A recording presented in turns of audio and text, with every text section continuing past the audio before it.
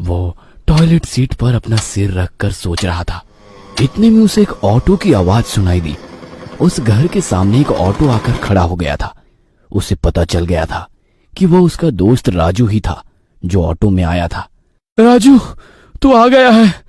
वो उठकर जोर जोर से राजू का नाम लेकर चिल्लाने लगा, राजू।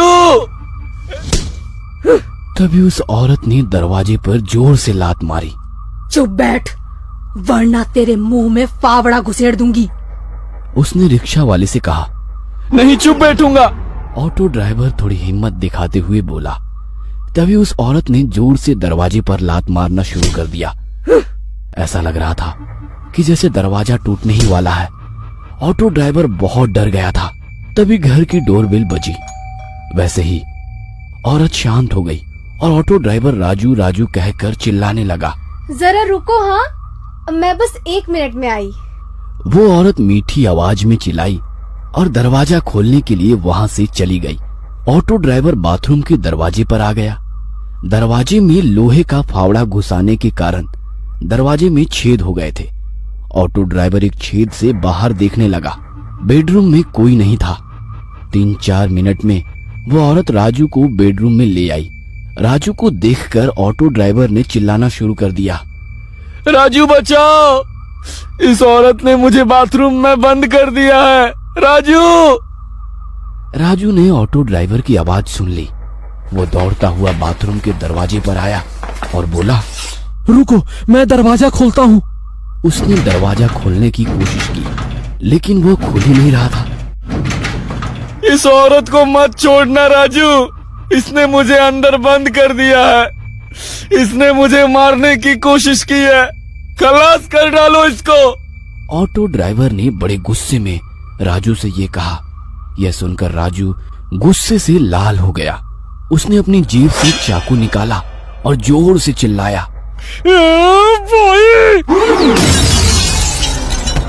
उसके सिर से खून निकलने लगा। फिर भी राजू उठने की कोशिश करने लगा।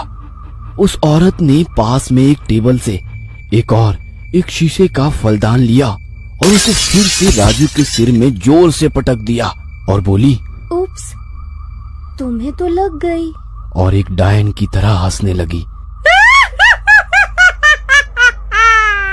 राजू फर्श पर खून से लथपथ था। वह दर्द से तड़प रहा था। उसके सर में टूटे हुए कांच के टुकड़े घुस गए थे। उसके सर में से सफेद फर्श पर खून बहने लगा था। यह देखकर ऑटो ड्राइवर का दिल दहल गया था। वह जोर जोर से रोने लगा और राजू का नाम लेने लगा, राजू, मेरे दोस्त।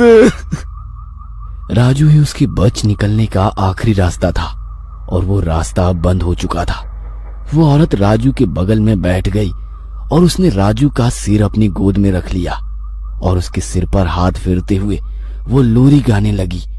सो जा मेरे राजकुमार, तुम हो मेरा सारा संसार। जब से तुम मुझे मिले, मेरा जीवन हुआ खुशहाल। जीवन में मेरे रंग भरे तूने ही लाखों हजार। सो जा मेरे राजकुमार, सो जा मेरे राजकुमार। वो लोरी गा रही थी। इतने में अचानक राजू ने अपने पास पड़े चाकू को उठाकर उस औरत के सिर में घोंप दिया। वो औरत चिल्लाई और फर्श पर गिर गई। क्या वो औरत मर गई? क्या घायल राजू जिंदा बच पाएगा? और क्या ऑटो ड्राइवर उस भूतिया बंगलों से बच निकलेगा? इन सभी सवालों के जवाब जानने के लिए इस कहानी का अगला पार्ट देखना मत भूलना।